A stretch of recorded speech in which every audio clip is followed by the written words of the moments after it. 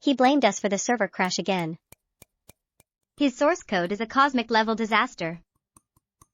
Hey! Are you two wasting electricity here again?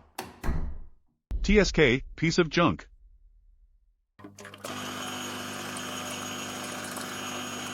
Oh? Overheating fingers causing a system crash? That's basic knowledge. Let me fix that for you.